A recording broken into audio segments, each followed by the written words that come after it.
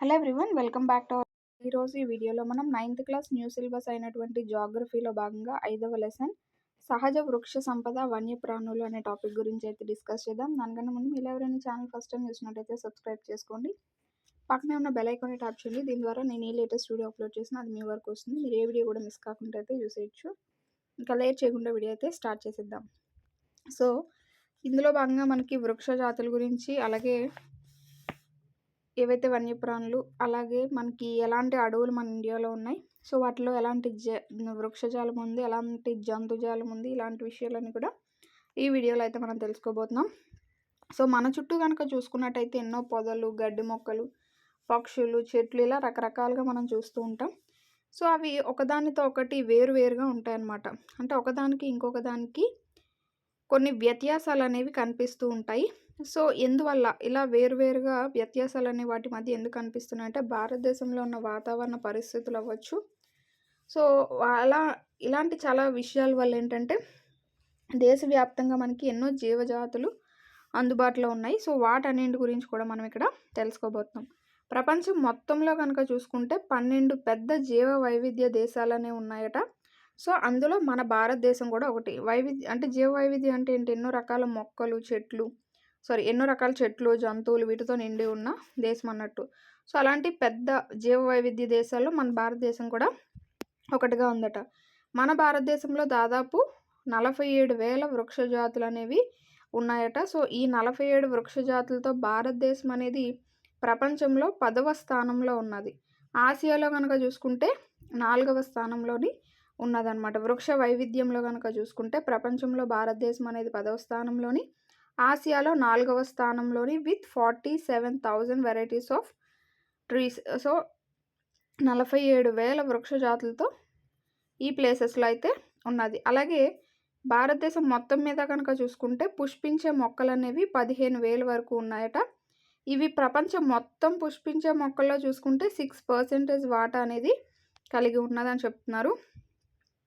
అలాగే భారతదేశంలో కనుక మనం చూసుకుంటే 90,000 జంతు జాతులు అనేవి ఉన్నాయట. సో ఇవన్నీ చాలా వరకు సముద్ర జలాలు, చేపలు, మంచినీటి వనరుల్లో వీటిల్లో చేపలు అనేవి కూడా చాలా సమృద్ధిగా ఉన్నాయని చెప్తున్నారు. సో మొత్తంగా 47,000 వృక్ష జాతులు, 15,000 పుష్పించే మొక్కలు, 90,000 జంతు జాతులు అనేవి మన ఇండియాలో ఉన్నట్టుగా చెప్తున్నారు.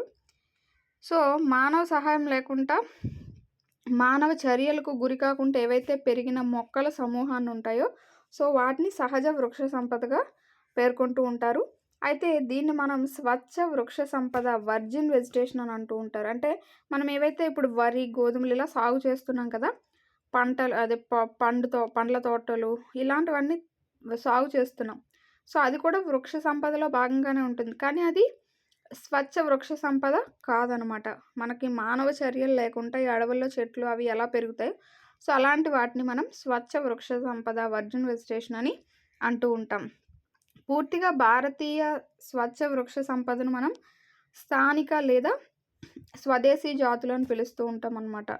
సో బయట నుంచి వచ్చిన ఏవైతే జాతులు ఉంటాయో సో వాటిని అన్య లేదా పరదేశీ జాతులు లేదా పరదేశీ మొక్కలు ఇలా పిలుస్తూ ఉంటాం. సో పూర్తిగా మన భారతదేశంలోనే పుట్టి స్వచ్ఛందంగా పెరిగే వాటిని మనం స్వదేశీ జాతులుగా చెప్తూ ఉంటాం. సో ఇలా మనం వృక్షజాలాన్ని, జంతుజాలాన్ని తెలపడం కోసం 2 పదాలను యూజ్ చేస్తారు: ఫ్లోరా, ఫోనా.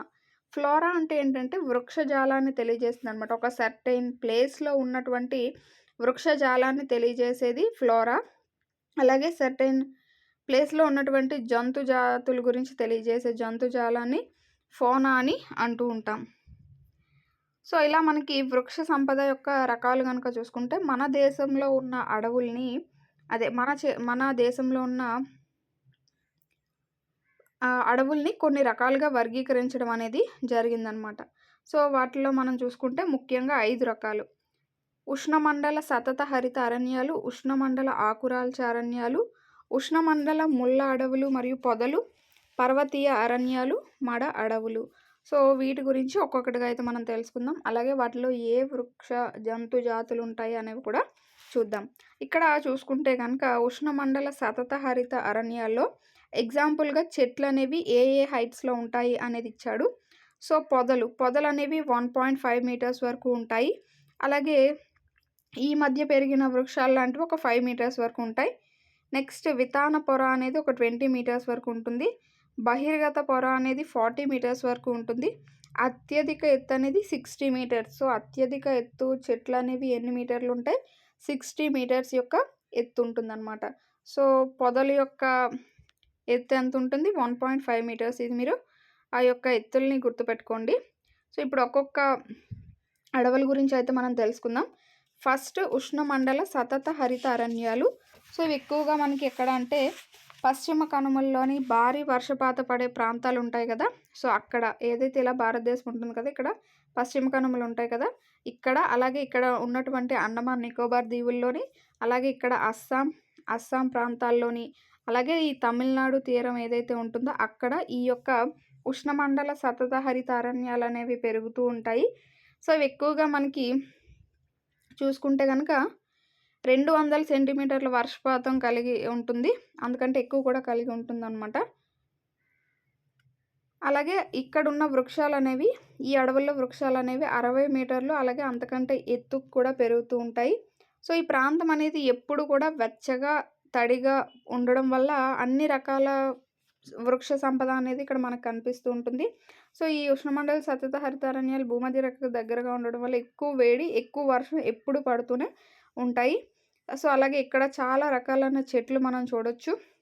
వీటికి చెట్లు ఆకు రాల్చడానికి సమయం అనేది ఉండదనమాట. సో, ఈ అడవులు అందుకని చెప్పి ఏడాది పొడుగునా పచ్చగా ఉంటుంటాయి. అందుకే సతత హరితారణ్యాలను పేరు పెట్టి పిలుస్తూ ఉంటారు. సో, ఇందులో మనకి చూసుకుంటే ఎలాంటి వృక్షాలు ఉంటాయంటే ఎబోనీ, అలాగే మహాగని, నోకమాను, రోజ్వుడ్, రబ్బరు, సింకోనా ఇలాంటి చెట్లన్నీ కూడా పెరుగుతూ కనిపిస్తూ ఉంటాయి. అలాగే ఇక్కడున్న జంతుజాలం కనుక చూసుకుంటే ఏనుగు, కోతి, లెమూర్, జింక ఇలాంటి జంతువులన్నీ అడవుల్లో కనిపిస్తాయి. అలాగే ఒంటికొమ్ము ఖడ్గమృగాలు అయితే అస్సాంలోని పశ్చిమ బెంగాల్ అరణ్యాల్లో ఎక్కువగా కనిపిస్తూ ఉంటాయి. సో, వీటితో పాటు పక్షులు, గబ్బిలాలు, అలసకోతులు, తేళ్ళు, నత్తలు అనేవి కూడా ఈ ఉష్ణమండల సతత హరిత అరణ్యాల్లో ఎక్కువగా కనిపిస్తూ ఉంటాయి. నెక్స్ట్ ఉష్ణమండల ఆకురాల్చే అడవులు. ఇవి సేమ్ ఉంటాయి. కాకపోతే ఆకులనేవి రాలుస్తూ ఉంటాయన్నమాట. సో, భారతదేశంలో ఎక్కువ విస్తీర్ణంలో విస్తరించి ఉన్న అడవులు ఏవి అని అడిగితే ఉష్ణమండల ఆకురాల్చే అడవులుగా చెప్పుకోవచ్చు. ఎందుకంటే ఇవి 200 సెంటీమీటర్స్ వర్షం నుంచి 70 సెంటీమీటర్స్ వర్షపాతాన్ని పొందే ప్రాంతంలో ఈ అడవులు అనేవి ఎక్కువగా పెరుగుతాయి.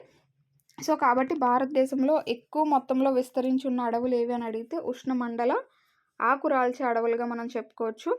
సో, వేసవి కాలంలో అయితే 6 నుండి 8 వారాల పాటు ఇవి ఆకులు రాలుస్తూ ఉంటాయన్నమాట. ఈ అటవీ రకానికి చెందిన చెట్లు అనేవి 6 నుంచి 8 వారాల పాటు ఆకులు రాలుస్తాయి. సో, నీటి లభ్యత ఆధారంగా చూసుకుంటే ఈ అడవుల్ని మళ్ళీ అనార్ధ ఆకురాల్చే అడవులుగా విభజించారనమాట. అంటే సో, నీటి లభ్యత ఆధారంగా 200 నుంచి 100 సెంటీమీటర్ల వర్షపాతం పడేవి ఒకలాగా, అలాగే 100 నుంచి 70 సెంటీమీటర్ల మధ్య వర్షపాతం పడేవి శుష్క ఆకురాల్చే అడవులుగా వర్గీకరించడం అనేది జరిగింది. సో, మనకి ఈ 200 నుంచి 100 సెంటీమీటర్ల వర్షపాతం పడే అడవులు అనేవి ఎక్కువగా ఈ ఈశాన్య రాష్ట్రాల్లోని, అలాగే హిమాలయాలు ఉన్నాయి కదా, సో వాటి కింద భాగం పాదాల దగ్గర జార్ఖండ్, పశ్చిమ ఒడిస్సా, ఛత్తీస్గఢ్, పశ్చిమ కనుమల తూర్పు వాలుల్లో ఎక్కువగా ఈ ఆకురాల్చే అడవులు అనేవి కనిపిస్తూ ఉంటాయన్నమాట. సో, ఈ అడవుల్లో కనుక చూసుకుంటే ముఖ్యంగా మనకి టేకు బాగా పెరుగుతుంది. ఆ తర్వాత వెదురు, ఏగిస, సీసం, చందనం, ఖైరు, కుసుమ, అర్జున, మల్బరీ ఇలాంటి యొక్క చెట్లన్నీ కూడా ఈ ఆకురాల్చే అడవుల్లో ఉంటాయి. అలాగే శుష్క ఆకురాల్చే అడవుల్లో అయితే మనకి 100 నుంచి 70 సెంటీమీటర్ల మధ్యలో కనిపిస్తూ ఉంటుందన్నమాట. ఈ అడవులు అనేవి ఎక్కువగా బీహార్, ఉత్తరప్రదేశ్ మైదాన ప్రాంతాల్లో ఈ రకమైన అడవులు ఉంటాయి. అయితే ఇక్కడ కూడా మనకి టేకు, ఏగిస, రావి, వేప చెట్లు అనేవి పెరుగుతూ ఉంటాయి. అయితే ఈ ప్రాంతాల్లో మనకి చాలా వరకు సాగు కోసము, అలాగే ఏవైతే పశువులు ఉన్నాయో వాటిని మేపడం కోసం చాలా ఎక్కువ భూమిని మేత భూమిగా వాడుతున్నట్టుగా మనకు తెలుస్తుంది. అలాగే ఇక్కడున్న జంతుజాలం గురించి కనుక చూసుకుంటే సింహం, పులి, పంది, జింక, ఏనుగు ఇవన్నీ కూడా ఈ ఆకురాల్చే అడవుల్లో కనిపిస్తాయి. వీటితో పాటు పక్షులు, బల్లులు, పాములు, తాబేలు కూడా ఇక్కడ కనిపిస్తాయన్నమాట. నెక్స్ట్ ముళ్ళ అడవులు లేదా పొదలు. ఇవేంటంటే 70 సెంటీమీటర్ల కంటే తక్కువ వర్షపాతం ఎక్కడైతే పడుతుందో సో ఆ ప్రాంతాల్లో ఎక్కువగా ఈ యొక్క అడవులు పెరుగుతాయి. ఇక్కడ చూడొచ్చు మనకి ఉష్ణమండల ఆకురాల్చే అడవులు, పర్వతీయ మడ అడవులు, ఉష్ణమండల ముళ్ళ అడవులు అనేవి ఇచ్చారు.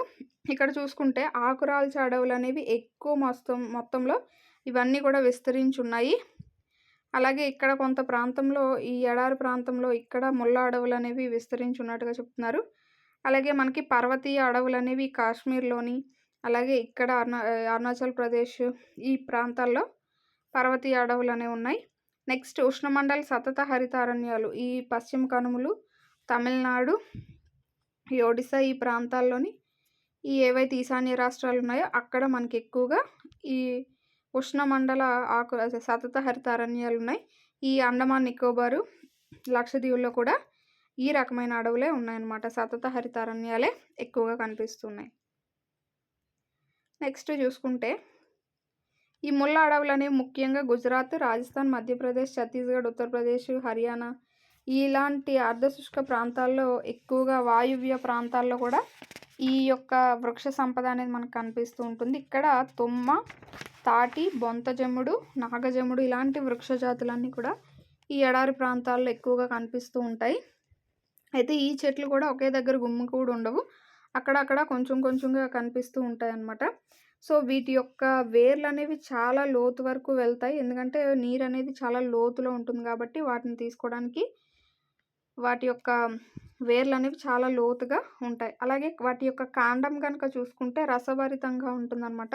అంటే నీరు అనేది కాండంలో స్టోర్ చేసుకుంటూ ఉంటాయి. అలాగే బాష్పీభవనాన్ని తగ్గించడానికి ఈ మొక్కలన్నీ కూడా వాటి అంటే ఆకులు అనేవి మందంగాను అలాగే వాటిపైన చిన్న ముళ్ళు అవి ఉండి చిన్న పొదలుగా అవి ఏర్పడుతూ ఉంటాయి. నెక్స్ట్ ఈ అడవుల్లో కనుక చూసుకుంటే ఎలుకలు, చిట్టెలుకలు, కుందేళ్ళు, నక్క, తోడేలు, పులి, సింహం, గాడిద, గుర్రాలు, ఒంటెలు ఇలాంటి జంతుజాలం అంతా కూడా ఈ ముళ్ళ అడవుల్లో అయితే కనిపిస్తూ ఉంటుంది. నెక్స్ట్ ఇంకా లాస్ట్ది పర్వత అడవులు ఏవైతే మనం చెప్పుకున్నాం కదా, కాశ్మీరు, ఈశాన్య రాష్ట్రాలు, సో ఆ ప్రాంతాల్లో ఈ పర్వత అడవులు అనేవి ఉన్నాయి. అరుణాచల్ ప్రదేశ్ ఆ ప్రాంతాల్లో. సో ఇక్కడ పర్వత ప్రాంతాల్లో ఎత్తు పెరిగే కొలది ఏంటంటే ఉష్ణోగ్రతల్లో తగ్గుదల అనేది వస్తుంది కాబట్టి సో ఇక్కడ సహజ వృక్ష సంపదలో కూడా కొన్ని మార్పులు అనేవి మనకు కనిపిస్తూ ఉంటాయి. సో ఇక్కడ ఆర్ధ సమశీతోష్ణ రకం అడవులు కనుక చూసుకుంటే 100 నుంచి 2000 మీటర్లు ఎత్తు ఉంటాయి. అలాగే సతత హరిత విశాలపత్ర వృక్షాలు కనుక చూసుకుంటే 1500 నుంచి సింధూర వృక్షము అలాగే బాదం చెట్లు అనేవి ఎక్కువగా ఉంటాయి అన్నమాట. ఇవి 1000 నుంచి 2000 లోపు. అలాగే 1500 నుంచి 3000 మీటర్ల మధ్యలో చూసుకుంటే సమశీతోష్ణ మండల అరణ్యాల్లో ఈ శృంగాకార చెట్లు, ఆలివ్, దేవదారు, సిల్వర్ ఫర్, మొరిండా, సెడారు ఇలాంటి శంఖాకార చెట్లన్నీ కూడా ఈ 1500 నుంచి 3000 మీటర్ల ఎత్తు మధ్యలో మనకి కనిపిస్తూ ఉంటాయి ఈ పర్వత అడవుల్లో. అయితే ఈ అడవులు అనేవి ఎక్కువగా మనకి ఈ హిమాలయాల దక్షిణంగా కనిపిస్తూ ఉంటాయి. అలాగే ఈశాన్య భారతదేశంలో కూడా ఈ అడవులు ఎక్కువగా కనిపిస్తూ ఉంటాయి. ఎక్కువ ఎత్తు కూడా ఉంటాయి అన్నమాట. సో ఈ ఎత్తైన ప్రదేశాల్లో ఈ సమశీతోష్ణ గడ్డి భూములు అనేవి మనకి కనిపిస్తూ ఉంటాయి. అలాగే ఇవి దాదాపు సముద్ర మట్టానికి 3600 మీటర్ల ఎక్కువ ఎత్తులో ఉంటాయన్నమాట. సో 3600 ఎత్తులో ఈ గడ్డి భూములు, సమశీతోష్ణ అడవులు ఇవన్నీ కూడా ఉండడం జరుగుతుంది. సో వాటిలో మనకి సిల్వర్ ఫర్, బదరి, జునిఫెర్స్, ఆలివ్, బోర్జ వృక్షము ఇవన్నీ కూడా ఈ పర్వత అడవుల్లో మనకి కనిపిస్తూ ఉంటాయి. అయితే ఇవి ఈ అడవుల్లో పెరుగుతూ ఉంటాయి. అయినప్పటికీ కూడా మంచు అనేది ఎప్పుడైతే మంచు పొరకి చేరుకోగానే క్రమంగా అవి తగ్గిపోతూ ఉంటాయి అన్నమాట. తర్వాత అవి తుప్పలు, పొదలు అలా ఆల్పైన్ గడ్డి భూముల్లో అవి కలిసిపోతూ ఉంటాయి. సో వీటినే మనం ఫస్ట్ హిస్టరీలో చెప్పుకున్న గుజ్జర్లు, బకర్వాళ్ళు ఉంటారు కదా, వాళ్ళందరూ కూడా మేత కోసం వీటినే ఉపయోగించుకుంటూ ఉంటారు. సో అలాగే అక్కడ నాచు, లైకెన్లు ఇలాంటివన్నీ కూడా ఆ ప్రాంతాల్లో పెరుగుతాయి కాబట్టి అవన్నీ ఈ పశుపోషకులు యూజ్ చేసుకుంటూ ఉంటారు. సో, ఇక్కడ మనకి ఈ అడవుల్లో, పర్వత అడవుల్లో ఏంటంటే కాశ్మీర్ కణితి, మచ్చల జింక, అడవి గొర్రెలు, ఊర కుందేలు, టిబెటన్ జింక, జడల బర్రి, మంచు చిరుత, ఉడతలు, కొమ్ములు తిరిగిన బొచ్చుకొండ గొర్రె, ఎలుగుబంటి, ఎరుపు పాండా, ఇవన్నీ కూడా బొచ్చు కలిగిన గొర్రెలు, మేకలు, ఇవన్నీ కూడా ఈ పర్వత ప్రాంతాల్లో ఆ యొక్క ఉష్ణోగ్రతని వాటిని తట్టుకొని ఉండేటటువంటి జంతుజాలము అక్కడ పెరుగుతుందనమాట. నెక్స్ట్ మడ అడవులు. ఈ మడ అడవులు ఏంటంటే నదులు వెళ్ళి సముద్రంలో కలుస్తాయి కదా! సో, ఆ నదుల యొక్క మంచినీరు, సముద్రం యొక్క ఉప్పు నీరు కలిసి ఆ మడ అడవులు అనేవి ఏర్పడుతూ ఉంటాయి. సో, ఈ అడవుల్లో మనకి ఏంటంటే వేర్లు అనేవి ఇలా క్లియర్‌గా బయటికి కనిపిస్తూ ఉంటాయి. ఆ చెట్ల యొక్క వేర్లు అనేవి బయటికి కనిపిస్తూ ఉంటాయి. సో, గంగా, మహానది, కృష్ణ, గోదావరి, కావేరి డెల్టాలు ఏవైతే ఉన్నాయో ఆ ప్రాంతాల్లో మనకి మడ వృక్షాలు అనేవి ఎక్కువగా కనిపిస్తూ ఉంటాయి. మనకి గంగా, బ్రహ్మపుత్ర డెల్టాల్లో ఏవైతే ఉన్నాయో అక్కడ గట్టి కలప ఇచ్చేటటువంటి ఈ సుందరి అనే వృక్షాలు ఎక్కువగా మనకు కనిపిస్తాయి. ఎక్కడ కనిపిస్తాయంటే గంగా, బ్రహ్మపుత్ర డెల్టాలో. సో, అలాగే తాటి, కొబ్బరి, కేయోరో, అగర్ ఇలాంటి చెట్లు కూడా కొన్ని ఈ మడ అడవుల్లో కనిపిస్తూ ఉంటాయి. అయితే మడ అడవుల్లో కనిపించే ఒక ముఖ్యమైన జంతువు ఏంటంటే రాయల్ బెంగాల్ టైగరు. సో, ఇది ఆ మడ అడవుల్లో కనిపిస్తూ ఉంటుంది. అలాగే తాబేళ్ళు, మొసళ్ళు, గరియల్స్, ఇవన్నీ పాములు, ఇవన్నీ కూడా ఈ అడవుల్లో కొద్దిగా కనిపిస్తూ ఉంటాయి. నెక్స్ట్ ఇక్కడ ఒక ఇంపార్టెంట్ బాక్స్ అనేది ఇచ్చాడు. ఇది మనకి చాలా చాలా ఇంపార్టెంటు. సో, ప్రాచీన కాలం నుండి కూడా మనకి భారతదేశంలో ఆయుర్వేదం ఇదంతా కూడా ఉండేదని మనకు తెలుసు. సో, చాలామంది ఈ యొక్క అడవుల నుంచి దొరికే మూలికలు, వాటితో మందులు తయారు చేయడము, సుగంధ ద్రవ్యాలు అవి తయారు చేయడము, ఇవన్నీ తెలిసిందే. ఆయుర్వేదంలో మనం చూసుకుంటే దాదాపు 2000 మొక్కలు అనేవి వివరించారట. ఏ వ్యాధికి ఏంటి అనేది. అలాగే 500 మొక్కలు ఇప్పుడు నిరంతరం ఉపయోగిస్తూ ఉన్నాము. ప్రపంచ పర్యావరణ సంరక్షణ సమితి 352 ఔషధ మొక్కల పేర్లు అంతరించిపోయే జాబితాలో పేర్కొన్నదట. 352 మొక్కల పేర్లు అంతరించిపోవడానికి రెడీగా ఉన్నాయని రెడ్ లిస్ట్‌లో చేర్చడం జరిగింది. సో, వాటిల్లో 52 అనేది ప్రమాదకర స్థితిలో ఉన్నాయట. 49 ఆల్రెడీ అంతరించిపోయాయి. సో, భారతదేశంలో ఎలాంటి వ్యాధులకి ఎలాంటి మూలికలు, మొక్కలు యూజ్ చేస్తామో ఇక్కడ కొన్ని ఇచ్చారు. సర్పగంధ అనేది రక్తపోటు చికిత్సకి ఉపయోగిస్తూ ఉంటారట. ఇది భారతదేశంలో మాత్రమే కనిపించే వృక్షజాతి అని చెప్పొచ్చు. జామున్ అనేది పండిన పండ్ల నుండి రసాన్ని తీసి వెనిగర్ తయారు చేయడానికి ఉపయోగిస్తారట. ఇది కార్మినేటివ్ మరియు మూత్ర విసర్జన మరియు జీర్ణ లక్షణాలను కలిగి ఉంటుందట. సో, ఈ విత్తనాల పొడిని మధుమేహం నియంత్రణకు కూడా ఉపయోగిస్తారు. అర్జున్ యొక్క వృక్షం యొక్క ఆకుల నుంచి రసం తీసి చెవు నొప్పికి వాడుతూ ఉంటారు. అలాగే రక్తపోటుని నియంత్రించడానికి కూడా వాడుతూ ఉంటారు. బాబుల్ ఇది కంటికాలక నివారణకు వాడుతారు. వీటి యొక్క జిగురుల్ని టానిక్‌గా కూడా ఉపయోగిస్తారట. వేప అనేది యాంటీబయాటిక్‌గా, యాంటీ బ్యాక్టీరియల్ లక్షణాలను కలిగి ఉంటుంది. తులసి అనేది దగ్గు, జలుబును నయం చేస్తుంది. కష్నార్ అనేది ఆస్తమా, అల్సర్‌ని వాటిని అలాగే జీర్ణ సమస్యలు ఏవైతే ఉంటాయో వాటిని క్యూర్ చేస్తుందన్నమాట. సో, ఇవి భారతదేశంలో కొన్ని మొక్కల గురించి, ఔషధ మొక్కల గురించి ఇచ్చారు. నెక్స్ట్ ఇక్కడ మనకి వన్యప్రాణుల గురించి, ఇప్పటివరకు మొక్కల గురించి మనం చెప్పుకున్నాం కదా! అడవులు, వాటిల్లో ఏ ఏ రకాలు ఉంటాయి ఏంటి అనేది. ఇక్కడ వన్యప్రాణుల గురించి ఇచ్చారు. ఇంతకుముందే మనం చెప్పుకున్నాం మన భారతదేశంలో దాదాపు 90,000 జంతుజాలం అనేది ఉన్నదని. సో, ఇందులో దాదాపు 2,000 అనేవి పక్షి జాతులట. ఈ 2,000 పక్షి జాతులు ప్రపంచంలో ఉన్నటువంటి మొత్తంలో 13% ఆక్యుపై చేశాయి. అలాగే మనకి చేపలు గనుక చూసుకుంటే 2,546 చేప జాతులు అనేవి ఉన్నాయి. ప్రపంచం మొత్తంలో చూసుకుంటే 12% అనమాట వీటి వాటా. భారతదేశం అనేది ప్రపంచంలోనే ఉభయచరాలు, సరీసృపాలు, క్షీరదాల్లో 5-8% వాటా అనేది కలిగి ఉన్నది. భారతదేశము వేటిల్లో అంటే ఉభయచరాలు, సరీసృపాలు, క్షీరదాల్లో 5-8% వాటా కలిగి ఉన్నది. సో, ఇక్కడ క్షీరదాల్లో మనకి అత్యంత పెద్ద జంతువులు ఏవి అంటే ఏనుగులుగా చెప్పుకోవచ్చు. ఈ ఏనుగులనేవి మనకి అస్సాము, కర్ణాటక, కేరళలో ఉష్ణమండల అడవులు ఏవైతే ఉన్నాయో ఆర్ద్ర అడవులు అందులో ఎక్కువగా కనిపిస్తూ ఉంటాయి. అలాగే అస్సాము, పశ్చిమ బెంగాల్లోని చిత్తడి నేలల్లో వాటిల్లో ఒంటికొమ్ము ఖడ్గమృగాలు ఇవన్నీ కూడా ఉన్నాయి. అలాగే ఈ ఒంటెలు, గాడిదలు, అడవి గాడిదలు అనేవి ఈ థార్ ఎడారి ప్రాంతాల్లో అవి నివసిస్తూ ఉన్నాయి. ఇంకా భారతీయ అడవి దున్నలు, అలాగే నీల్గాయ్, చౌసింగా, గజల్ ఇలాంటివన్నీ కూడా జింక జాతులు అనేవి భారతదేశంలో కనిపించే ఇతర జంతువులుగా కూడా మనకి చెప్తున్నారు. అలాగే చాలా రకాల కోతులు కూడా ఉన్నాయి. మనకి 1972లో వన్యప్రాణి సంరక్షణ చట్టం అనేది భారతదేశంలో అమలు చేశారనమాట.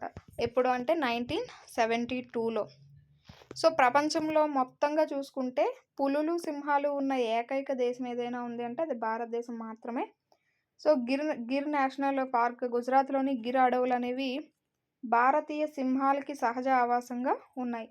సో గిర్ అని గుజరాత్లో గిర్ అనేది అనగానే సింహాలు అనేవి గుర్తు రావాలి. అలాగే మధ్యప్రదేశ్లోని, పశ్చిమ బెంగాల్లోని సుందర్బన్స్, హిమాలయ ప్రాంతాల్లో వాటిల్లో ఎక్కువగా మనకి పులులు అనేవి కనిపిస్తూ ఉంటాయి. అలాగే ఈ చిరుత పులులు ఏవైతే ఉన్నాయో అవి పిల్లి కుటుంబానికి చెందినవి అనమాట. చిరుత పులులు ఏ కుటుంబానికి చెందినవి అంటే పిల్లి కుటుంబానికి చెందినవి.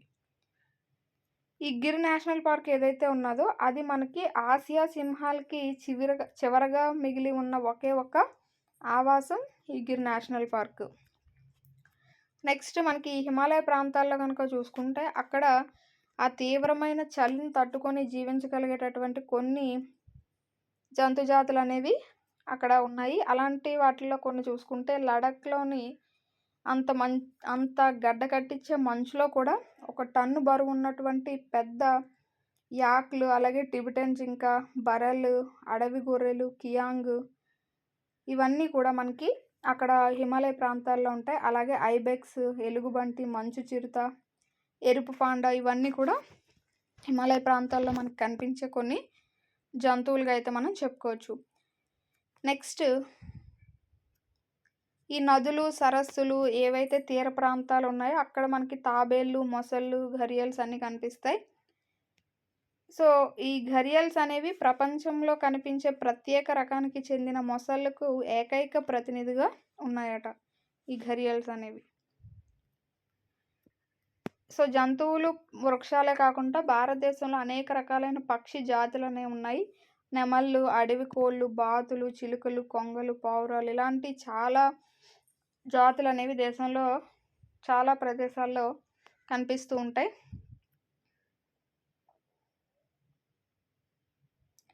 అలాగే నెక్స్ట్ చూసుకుంటే మనం ఏవైతే తినే ఆహారం ఉన్నదో వాటిని మన చుట్టూ ఉన్న మొక్కల నుంచి మనం ఎంపిక చేసుకున్నాం. అలాగే కొన్ని ఔషధ మొక్కలుగా మనం ఎంపిక చేసుకున్నాం. అలాగే జంతు సమూహాల నుంచి పాలిచ్చే జంతువుల్ని ఎంపిక చేసుకున్నాం. అలాగే రవాణా కోసం కొన్నింటిని మనం యూజ్ చేసుకున్నాం, కొన్నింటిని ఆహారంగా తీసుకున్నాం. సో ఏవైతే ఈ కీటకాలు అవి ఉన్నాయో అవి పంటలు, పండ్లు, పరాగ సంపర్కంలో మనకి సహాయపడుతూ ఉంటాయి. అలాగే ఈ కీటకాలు ఏవైతే ఉన్నాయో సో కీటకాలపై జీవ నియంత్రణ విధించడం అనేది హానికరంగా చెప్తూ ఉన్నారు. సో ప్రతి జీవి కూడా ఏదో ఒక అవసరంతోనే జీవిస్తూ ఉంటుందన్నమాట. కాబట్టి మనం దేనికి కూడా హాని తలపెట్టకూడదని ఇక్కడ చెప్తూ ఉన్నారు.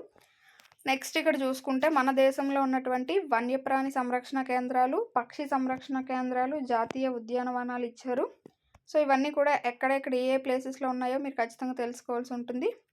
ఈ ఏవైతే వన్యప్రాణి సంరక్షణ కేంద్రాలు చూసుకుంటే మహానది, చంద్రప్రభ, సరిస్కా, కవల్, పోచారం, ఏటూరు నాగారం, చందాకదంపర, మధుమలై, పెరియార్ ఇవన్నీ కూడా వన్యప్రాణి సంరక్షణ కేంద్రాలు. సో ఇక పక్షి సంరక్షణ కేంద్రాలు కనుక చూసుకుంటే రంగన్తిట్టు, వేదాంతంగల్ ఆ 2 పక్షి సంరక్షణ కేంద్రాలుగా ఉన్నాయి.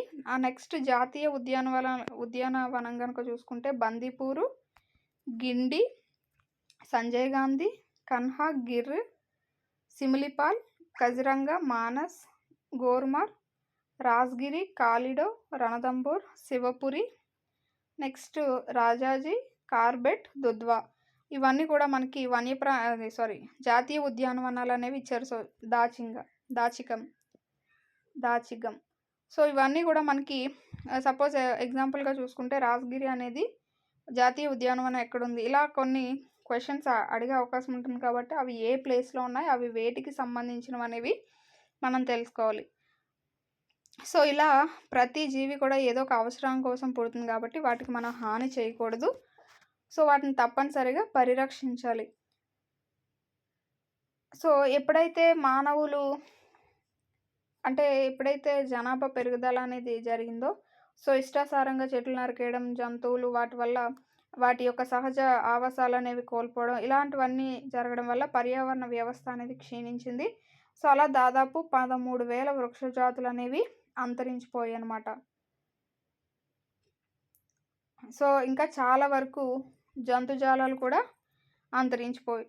సో ఇలా జరగకుండా ఈ వ్యాపార ప్రయోజనాల కోసం కానీ, అత్యాశతో కానీ, పారిశ్రామికంగా కానీ, సో ఇలా టెక్నాలజీ డెవలప్ అవ్వడం వల్ల, వ్యవసాయం వల్ల ఇలా ఏ యొక్క కారణం చేత కూడా అడవుల్ని నిర్లక్ష్యంగా నరకకుండా ఉండి మనం కాపాడాలని చెప్పి ఇక్కడ చెప్తూ ఉన్నారు. సో అలా భారతదేశంలో వృక్షజాలాన్ని, జంతుజాలాన్ని సంరక్షించడం కోసం ప్రభుత్వం అనేక చర్యలు అనేవి చేపట్టడం స్టార్ట్ చేసింది. సో ఇలా మనకి ఈ జంతువుల్ని, వృక్షజాలాల్ని రక్షించడం కోసం దేశంలో 18 బయోస్పియర్ రిజర్వులు అనేవి ఏర్పాటు చేశారు. వీటిలో 10 ప్రపంచ జీవావరణ నిల్వల చట్టంలో చేర్చారనమాట. ఏంటంటే సుందర్బన్స్, నందాదేవి, మన్నార్, సింధు శాఖ, నీలగిరి, నోక్రెక్, గ్రేట్ నికోబార్, మానస్, సిమ్లిపాల్, పచ్మర్హి, అచనాక్మార్, అమర్కంటక్ని ప్రపంచ జీవావరణ నిల్వల చట్టంలో చేర్చడం అయితే జరిగింది. ఆ తర్వాత ఈ 18 బయోస్పియర్ రిజర్వ్లు ఇక్కడ ఇవ్వడం జరిగింది. నెక్స్ట్ 1992 నుండి కూడా ప్రభుత్వం మనకి వృక్ష వనాలకు ఆర్థిక మరియు సాంకేతిక సహాయాన్ని అందిస్తూ ఉందన్నమాట. కచ్, శీతల ఎడారి, శేషాచలం, పన్నా ఇవన్నీ కూడా. నెక్స్ట్ పులుల సంరక్షణ పథకం కానీ, ఖడ్గమృగ సంరక్షణ పథకము, బట్టమేకల పక్షి సంరక్షణ పథకము, ఇలాంటి పథకాలన్నీ ప్రవేశపెట్టి ఆ యొక్క జంతు వృక్షజాలాల్ని కాపాడుతూ వస్తుంది. అలాగే 101 జాతీయ ఉద్యానవనాలు, 553 వన్యప్రాణ అభయారణ్యాలు, జంతువనాలు సహజ వారసత్వాన్ని రక్షించడానికి ఏర్పాటు చేశారన్నమాట.